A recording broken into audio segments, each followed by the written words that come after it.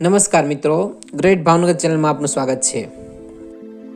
ભાવનગરના જૂના રસ્તાઓ અને અત્યારના રસ્તાઓને જોઈ શું સુધારો કરવાની જરૂર છે, અત્યારના જાહેર માર્ગોની શું ખામી છે અને તેમાં શું ફેરફાર કરવો જોઈએ એ વિશે આજે વાત કરીશું. તો અંત સુધી નિહાળજો અમારો વિડીયો, અને જો વિડીયો ગમે તો વિડીયોને લાઈક કરજો, શેર કરજો અને અમારી ચેનલ સબસ્ક્રાઈબ કરજો.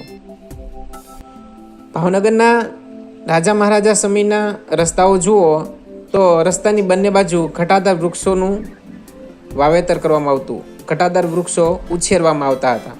જ્યારે અત્યારના રસ્તાઓ જુઓ તો રોડની વચ્ચે ડિવાઈડર બનાવવામાં આવે છે અને ડિવાઈડરમાં ફૂલ છોડ અને નાના વૃક્ષો વાવવામાં આવે છે.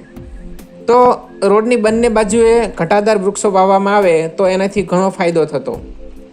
ઘટાદાર વૃક્ષો રોડની સાઈડમાં હોય એટલે વાહન ચલાવનારને નડતા નહીં અને એને કાપવાની પણ બહુ જરૂર ન પડતી, અને એ ઘટાદાર વૃક્ષોનો વિકાસ પણ ખૂબ થતો, જેથી કરી અને ઉનાળામાં એ શીતળ છાંયો આપતા. જ્યારે અત્યારે ડિવાઈડરમાં વૃક્ષો વાવવામાં આવે છે. ડિવાઈડરમાં જગ્યા બહુ ઓછી હોય છે, બંને સાઈડ રસ્તાઓ હોય છે અને બંને બાજુએ વાહનોની સતત અવર જવર હોય છે. ડિવાઈડરમાં જે વૃક્ષો વાવવામાં આવે છે તેના મૂળ બહુ ઊંડે સુધી જતા નથી અને તેનો બહુ વિકાસ પણ નથી થતો. અને જો વિકાસ થાય તો વાહન ચાલકોને નડતરરૂપ હોય એટલે તેને કાપી નાખવામાં આવે છે. વધારે ઊંચા થાય તો વીજળીના તાર સાથે ભરાય અથવા સ્ટ્રીટ લાઇટને નડતરરૂપ હોય એને કાપવાની ફરજ પડે છે. આમ ડિવાઈડરના વૃક્ષો માત્ર શોભા માટે જ હોય એવું લાગે છે અને એનાથી માત્ર રસ્તાની શોભા જ વધે છે. ઘટાદાર વૃક્ષોનું વાવેતર એમાં કરી શકાતું નથી અથવા ઘટાદાર વૃક્ષો એમાં થતા જ નથી. મ્યુનિસિપાલિટી દ્વારા સમયે સમયે યોગ્ય શેપ આપીને આ ડિવાઈડરના વૃક્ષો કાપવામાં આવે તો રસ્તાની શોભા વધે, પરંતુ મ્યુનિસિપાલિટી દ્વારા આ વૃક્ષો સહેજ મોટા થાય અને નડતરરૂપ થાય કે તરત આડેધડ તેને થડમાંથી જ કાપવામાં આવે છે. મોટા ભાગે મ્યુનિસિપાલિટી દ્વારા કરેણના રોપાનું વાવેતર કરવામાં આવે છે અને કરેણ થોડી વધારે મોટી થાય અને રસ્તામાં નડતરરૂપ લાગે એટલે તેને યોગ્ય શેપમાં કાપવાને બદલે આડેધડ થડમાંથી જ કાપી નાખવામાં આવે છે. ગ્રીન સિટી સંસ્થા દ્વારા સુંદર કામ થાય છે. આ સંસ્થા દ્વારા જ્યાં પણ વૃક્ષારોપણ થાય છે ત્યાં તેની માવજત પણ સારી કરવામાં આવે છે અને એ લોકો વૃક્ષોને આડેધડ કાપતા નથી. ગ્રીન સિટી સંસ્થાના સ્વયંસેવકો વૃક્ષોને યોગ્ય શેપ આપીને કાપે છે અથવા નડતરરૂપ હોય એટલો ભાગ જ કાપે છે. તો આ ગ્રીન સિટી સંસ્થામાંથી મહાનગરપાલિકાએ શીખ લેવી જોઈએ અને ડિવાઈડરના વૃક્ષો ફૂલ છોડને વ્યવસ્થિત ઉછેરવા દેવા જોઈએ, થોડા મોટા થવા દેવા જોઈએ. જે ભાગ નડતો હોય એ કાપે તો વાંધો નહીં, પરંતુ સાવ થડમાંથી જ કાપી નાખે છે એ બરાબર નથી. જો એમ કરવામાં આવે તો રસ્તા પર ઊંચા ફૂલછોડ થાય અને તેનાથી વાતાવરણમાં થોડી ઠંડક પણ થાય. માત્ર શોભા વધારવા જ નહીં, પ્રદૂષણ અને ગરમી ઓછી કરવામાં પણ મદદ મળે. આશા રાખીએ કે હવે મહાનગરપાલિકા આવું કરશે, વૃક્ષોને વધવા દેશે, નડતરરૂપ ભાગ કાપશે, સાવ થડમાંથી છોડ કાપશે નહીં. રસ્તાઓ બાબતે બીજું સૂચન: ભાવનગરના જૂના રસ્તાઓમાં રોડની બંને સાઈડ ઘટાદાર વૃક્ષો વાવવામાં આવ્યા હતા.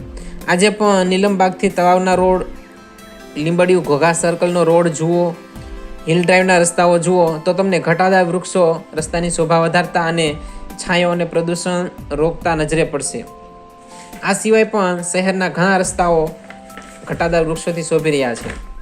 વાઘાવાડી રોડ જુઓ તો આ રસ્તા પર પણ તમને બહુ જૂના ઘટાદાર વૃક્ષો જોવા મળશે અને એ પરથી ખ્યાલ આવશે કે આ રસ્તાઓની બંને બાજુ ઘટાદાર વૃક્ષો જેવા કે વડ, પીપળા, લીમડાના આવળ, ગરમાળો, ગુલમોહર વગેરે ઉછેરેલા છે અને એ વૃક્ષોના કારણે જ એ રસ્તાઓ પર લીલોતરી છવાયેલી રહે છે. ઉનાળામાં પણ એ વૃક્ષો રાહદારીઓને શીતળ છાંયો આપે છે, પક્ષીઓને આવાસની સગવડ પૂરી પાડે છે.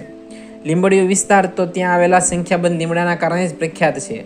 હવે તો ઘણા લીમડા ઓછા થઈ ગયા છે, પણ એક સમય હતો કે લીંબડીયો વિસ્તારમાં ઉનાળાની કાળઝાળ ગરમીમાં પણ એ ઘટાદાર લીમડા આ વિસ્તારને શીતળતા પ્રદાન કરતા હતા. આવું લીમડા અને વડલાનું વાવેતર ભાવનગરના દરેક રસ્તાની બંને બાજુએ કરવામાં આવે તેનો યોગ્ય ઉછેર થાય તો ભાવનગરના દરેક રસ્તાઓ લીમડા, વડલા જેવા ઘટાદાર વૃક્ષોથી એકદમ હરિયાળા બની જાય. ઉનાળામાં રાહદારીઓ, વાહન ચાલકોને લૂ પણ ન લાગે, પ્રદૂષણ ઓછું થાય, વાતાવરણ શુદ્ધ થાય અને ભાવનગર હરિયાળું બની જાય. ત્રીજું સૂચન, ભાવનગરથી નારી ચોકડીનો રોડ જે ગૌરવ પથ તરીકે ઓળખાય છે, એ પથ પર ડિવાઈડરમાં વાવેલા વૃક્ષોથી સુંદર લાગે છે, પરંતુ આ રોડ બંને બાજુએ ઘટાદાર વૃક્ષો બહુ ઓછા છે.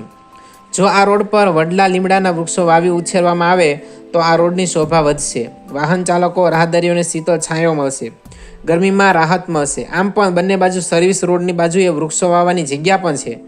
જો યોગ્ય આયોજન થાય તો આ ગૌરવ પથ ગૌરવ લઈ શકાય એવો બની જાય. ચોથું સૂચન, ભાવનગરના ગૌરવ પથના સર્વિસ રોડ પૂરો કરવામાં આવે જે અધૂરો છે.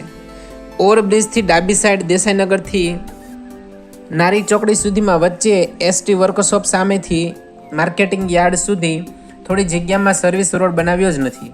જગ્યા છે છતાં સર્વિસ રોડ ન બનવાનું કારણ શું? હમણાં સર્વિસ રોડ અને હાઈવે વચ્ચે સેફ્ટી ગ્રીલ પણ નાખવામાં આવી છે. સારી વાત છે, પણ પહેલાં અધૂરો સર્વિસ રોડ તો પૂરો કરો. વળી ઓવરબ્રિજથી નારી ચોકડી જતાં જમણી બાજુ ગાયત્રી મંદિરથી માર્કેટિંગ યાર્ડ સુધી તો સર્વિસ રોડ જ બનાવ્યો નથી. તો અહીં સર્વિસ રોડ ક્યારે બનશે? આ તે કેવો સર્વિસ રોડ જે ઠેર ઠેર અધૂરો હોય અથવા હોય જ નહીં? તો સત્વરે અહીં સર્વિસ રોડ બને એવી લોકો આશા રાખે છે. આમ ભાવનગરના રોડ અને વૃક્ષારોપણ બાબતે 4 સૂચનો: ડિવાઈડરના વૃક્ષોને યોગ્ય રીતે ઉછેરવામાં આવે, બિનજરૂરી કાપવામાં ન આવે અને યોગ્ય શેપ આપીને કાપવામાં આવે. બીજું સૂચન, દરેક રોડની બંને બાજુ ઘટાદાર વૃક્ષો વાવવામાં આવે. અને ત્રીજું, ગૌરવ પથનો સર્વિસ રોડ પૂરો કરવામાં આવે. અને ચોથું, સર્વિસ રોડની સાઈડમાં ઘટાદાર વૃક્ષો વાવવામાં આવે.